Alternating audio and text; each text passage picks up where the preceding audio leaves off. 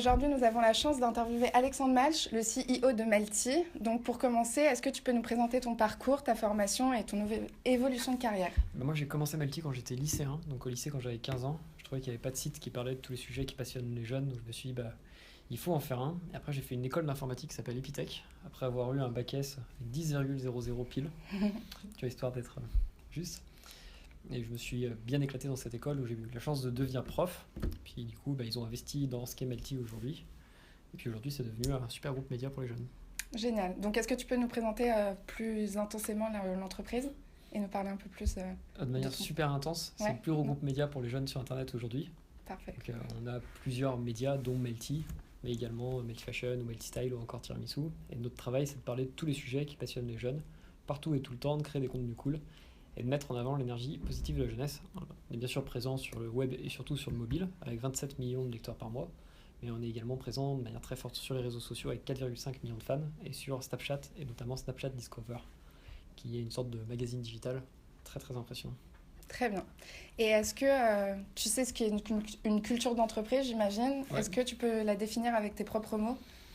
Nous, sur Melty, notre idée, c'est basiquement toute la culture de l'entreprise est basée autour de la passion. Parce qu'on est un média pour des passionnés, on est un média de passionnés pour des passionnés. On pense que les gens qui sont passionnés peuvent faire de belles choses. Puis tout est basé sur cet esprit positif de la jeunesse. On recrute des gens, que ce soit nos talents, que ce soit nos équipes, qui sont théoriquement justement des ambassadeurs de ce truc-là dans lequel on croit. Voilà. Génial. Pourquoi celle-là et d'où vient-elle? Je pense qu'elle vient en partie de moi, parce que comme c'est une boîte que j'ai fondée personnellement, entre guillemets, je pense que beaucoup d'entreprises finissent par être inspirées par leur fondateur d'une certaine manière. Surtout quand elles sont très personnifiées comme celle-là. Parce que c'est un bien ou pas, c'est un autre débat.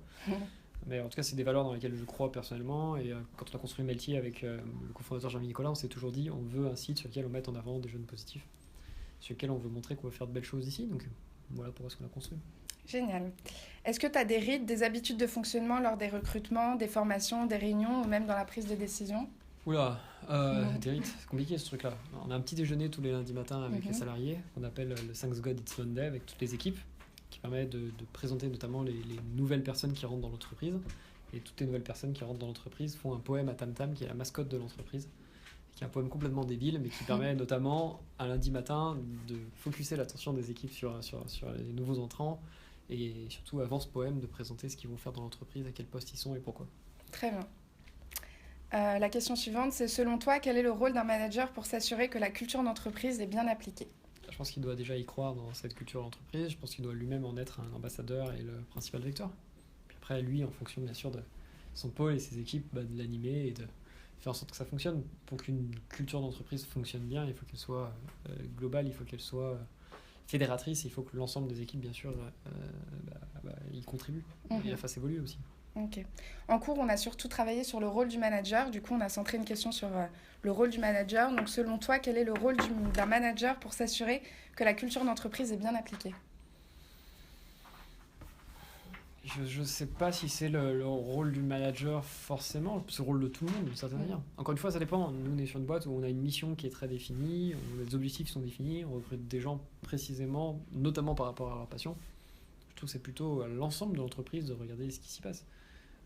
Et si les gens n'y croient plus, c'est soit que la culture d'entreprise n'est plus alignée avec la mission, ou avec l'ADN de la boîte, ou avec le marché, ou avec les gens qui la composent. Donc il y a sûrement des choses à faire évoluer ou changer. Je pense que c'est plutôt tout le monde qui doit globalement s'imprégner de cette culture d'entreprise et la faire vivre, quel que soit son poste, et la faire vivre en interne, mais aussi en externe, c'est super important.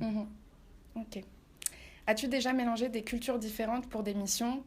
Quelles opportunités cela apporte à une entreprise et quelles difficultés cela crée-t-il? Tous les jours, à chaque fois qu'on travaille avec nos partenaires, ils ont bien évidemment des cultures d'entreprise qui sont différentes, des méthodologies de travail d'ailleurs qui sont différentes, mais c'est super intéressant parce qu'au contraire, ça nous permet de nous d'apprendre ce qu'ils font, potentiellement de trouver des choses bien qu'on peut refaire chez nous, et à l'inverse, eux d'apprendre comment on fonctionne, et potentiellement aussi de trouver des choses bien qu'ils peuvent faire chez nous. On a par exemple lancé un projet, un nouveau site de Melty qui s'appelle Tiramisu, qui est notre média social, et en fait on l'a fait avec 3 jeunes qui ont une culture d'entreprise différente, qui étaient dans une start-up différente, et qui ont quasi reconstruit une start-up dans la start-up. Du coup, ils nous ont apporté plein d'idées, ils nous ont apporté plein de nouvelles méthodologies, puis nous, on leur a apporté notamment les moyens du groupe aujourd'hui. Très bien. Quelles difficultés rencontre-t-on en tant que manager quand on a une culture différente de celle des membres de l'équipe? Je pense que c'est la galère, ça. On pourrait retourner la question à l'inverse. Quelle difficulté on éprouve quand on rentre dans une équipe et qu'on a une culture différente que les autres membres de l'équipe et du manager aussi. Oui. Je pense que après, ça va dépendre du manager et des équipes. Si les deux sont ouverts, à la fin, ça devrait faire un mélange intéressant. Si une partie est fermée, ça devrait mal se passer. Très bien. Penses-tu que ta culture d'entreprise a un impact sur l'image de la marque ? Ouais, ce qu'on disait tout à l'heure, la culture d'entreprise, c'est interne, mais si c'est bien fait, c'est également externe. C'est ce qui donne une ambiance. Enfin, si ton truc est pourri en interne, forcément en externe, ça ne peut pas marcher. Donc c'est important de montrer en interne ça fonctionne. Évidemment, la culture d'entreprise interne doit être la même que l'externe. Après, je pense qu'il ne faut pas tomber dans les faux semblants où certaines boîtes finissent par avoir une fausse culture d'entreprise interne, juste pour donner une bonne image externe, mais finalement, pour le coup, pas partagée, pas respectée. Très bien. Il nous semble que Tam Tam est la mascotte. Quel symbole véhicule-t-elle ? D'abord des oreilles. Avant tout, c'est un lapin, donc il a de grandes oreilles, très puissant. Non, c'est cette logique aussi qui est intéressante. Je trouve que c'est marrant avec Tam Tam, parce qu'à l'origine, c'était une blague, c'était mon lapin en peluche. Et ça vient du fait qu'à l'époque, quand Melty marchait pas, on avait fait en fait une photo où Tam Tam tenait les câbles du site. Je sais plus trop pourquoi. Et en fait, nos utilisateurs, un jour où Melty était tombé en panne, alors ça remonte en 2005, ça tombe plus en panne depuis, mais où le site était tombé, et en fait, ils ont repris cette photo et ont dit mais c'est à cause de Tam Tam qui bouffe les câbles. Et du coup, en fait, alors personne ne le voit plus d'ailleurs maintenant, mais si jamais un jour Melty venait à ne plus fonctionner, l'image de secours, c'est toujours cette image de Tam Tam avec ses câbles. Et donc c'est devenu un mème en fait, et au final on a considéré que c'était une sorte de dieu du code et des développeurs, que c'est lui qui avait créé la boîte. Et c'est pour se marrer, c'est fun. Ouais, très bien. Quelle est ta conception de l'entreprise au XXIe siècle ? Est-ce que tu penses que les valeurs affichées aujourd'hui par le monde professionnel sont différentes de celles d'il y a 10, 20 ou même 30 ans ? Très, je pense que c'est logique et que ça vient des nouvelles générations, ça vient de la future génération Z qui débarque avec le smartphone greffé à la main, et c'est une bonne chose. Et donc tout ça fait énormément évoluer le mode de fonctionnement. Je pense qu'on est de moins en moins sur un mode pyramidal, je pense qu'on est de moins en moins sur une autorité déclarée, mais une autorité qui finit par être gagnée grâce aux compétences que tu as, ce qui est vachement important. Je pense qu'on est sur du travail collaboratif, sur de la co-création, de la co-synergie. Enfin non, c'est le contraire. Je pense que ça évolue énormément. Il suffit de regarder comment marche Melty par rapport à plein d'autres boîtes. On est déjà nous-mêmes très différents, à la fois parce qu'on est un média, à la fois parce qu'on parle aux jeunes, à la fois parce qu'on est une start-up.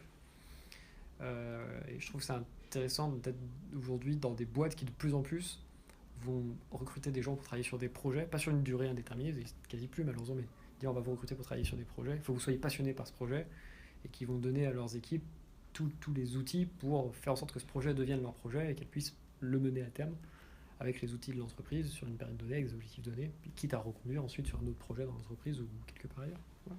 Très bien, merci. C'était Alexandre Malch de Melty. À bientôt.